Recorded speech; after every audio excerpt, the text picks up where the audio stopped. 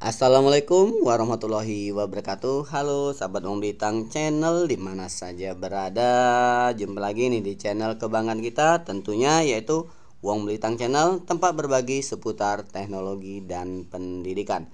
Rekan-rekan sahabat Uang Bintang Channel dimana saja berada, di sini pada kesempatan kali ini kita akan berbagi kembali ke uji kompetensi perpindahan jabatan fungsional guru ke dalam jabatan fungsional pengawas sekolah tahap 2. Karena pada tanggal 24 Juli Kementerian Pendidikan Kebudayaan Riset dan Teknologi itu sudah mengeluarkan surat edaran bahwa adanya uji kompetensi perpindahan jabatan fungsional guru ke jabatan fungsional pengawas. Adapun jadwalnya sebagai berikut. Nah, jadi kurang lebih jadwalnya dari pertama 26 Juli sampai dengan 2 Agustus. Kemudian pelaksanaan uji kompetensinya itu tanggal 21 sampai dengan 22 September. Nah, mumpung masih ada waktu, yuk kita sama-sama mempersiapkan diri untuk menghadapi atau untuk mengikuti uji kompetensi yang dimaksud, yaitu jabatan fungsional guru ke dalam jabatan fungsional sekolah, yaitu untuk pada tahap 2 ini. Oke, rekan-rekan sahabat Uang Bintang Channel dimana saja berada, kami secara pribadi mohon maaf yang sebesar-besarnya jikalau soal ataupun jawaban yang kami bagi itu tidak sesuai dengan harapan rekan-rekan semua. Kami mohon maaf yang sebesar-besarnya. Kami di sini niatnya berbagi dan juga kami juga selain berbagi, kami juga mau meningkatkan pemahaman kami terkait dengan pembelajaran dan sebagainya.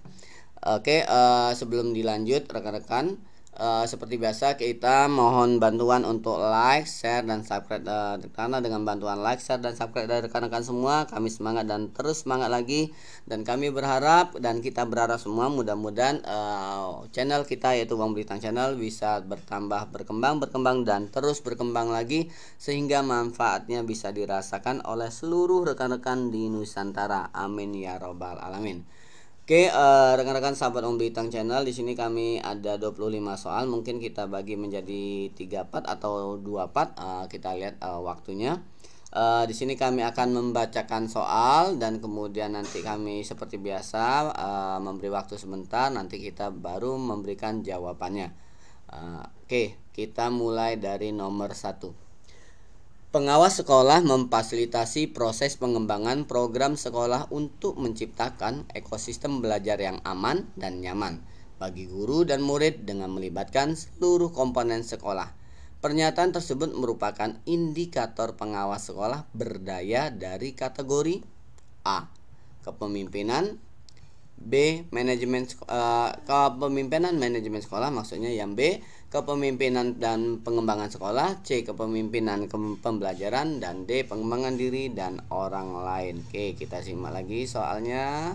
Silakan rekan-rekan dibaca lagi soalnya, kemudian dibaca lagi pilihan gandanya, dan kemudian nanti kita beri waktu dan berikan jawaban menurut kami. Jadi sekali lagi, kalau misalnya jawabannya kurang pas, mohon maaf ya sebesar-besarnya. Oke, jawabannya adalah A, B, C, ataukah D? Oke, jawabannya adalah yang betul sekali, yaitu yang A, yaitu kepemimpinan manajemen sekolah. Oke, kita warnai ya rekan-rekan. Oke. Berikutnya yang nomor 2. Nah, di sini Ibu Sri itu telah selesai menjalankan lokakarya dengan topik penerjemahan visi, misi, dan program sekolah kepada Komite Pembelajaran atau yang kita kenal dengan KP. Hari ini Bapak Ahmad sebagai pengawas sekolah hadir untuk menjalankan sesi coaching bulanan yang salah satu topiknya adalah refleksi lokakarya yang sudah terlaksana minggu lalu. Pertanyaan mana yang di bawah ini yang merupakan bagian dari percakapan refleksi? Antaranya itu A. Apa saja menurut Ibu Sri faktor-faktor yang menyebabkan lokakarya kemarin belum efektif? B. Pemahaman baru apa yang Ibu Sri dapatkan dari lokakarya minggu lalu? C. Apa yang ingin Ibu Sri kembangkan setelah lokakarya? Yang D. Dari capaian kompetensi yang telah disepakati sebelumnya, bagaimana Ibu Sri menilai keberhasilan Ibu setelah lokakarya? Oke, silakan rekan-rekan jawabannya kira-kira apakah A? Kita baca lagi yuk untuk soalnya. Oke, dibaca sebentar lagi, kita ulang. Terus kita lihat pilihan gandanya. Apakah jawabannya A, B, C, ataukah D? Ya, jawabannya adalah yang betul sekali, yaitu yang D. Dari capaian kompetensi yang telah disepakati sebelumnya, bagaimana Ibu Sri menilai keberhasilan Ibu setelah lokakarya? Nah, jadi pertanyaannya itu. Oke, pertanyaan refleksi antara lainnya. Oke, yang berikutnya nomor 3.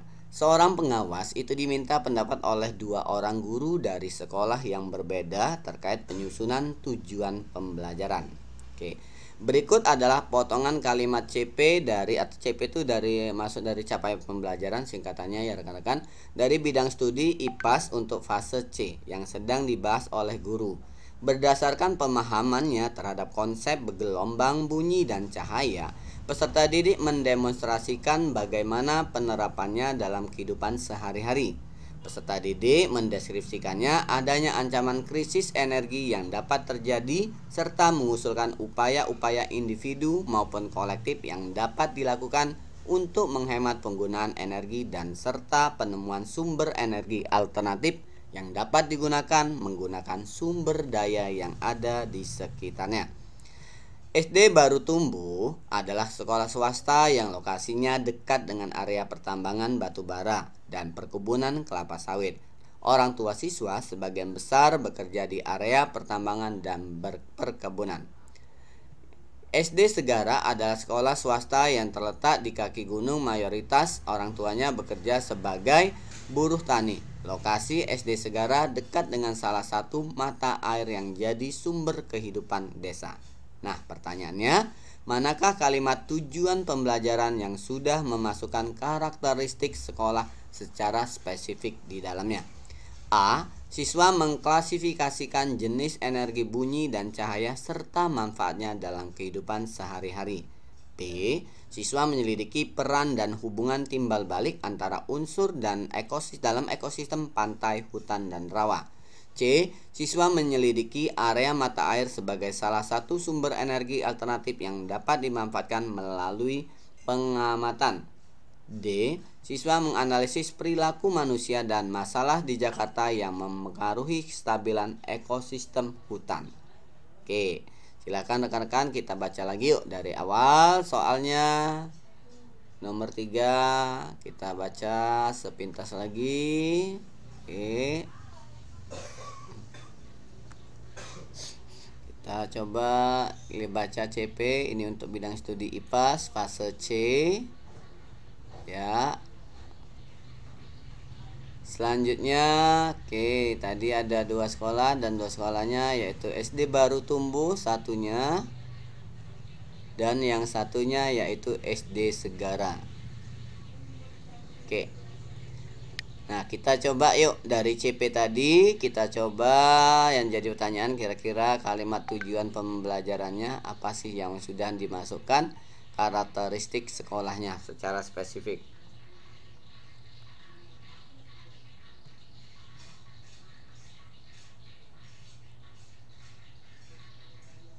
Oke, dicoba lagi.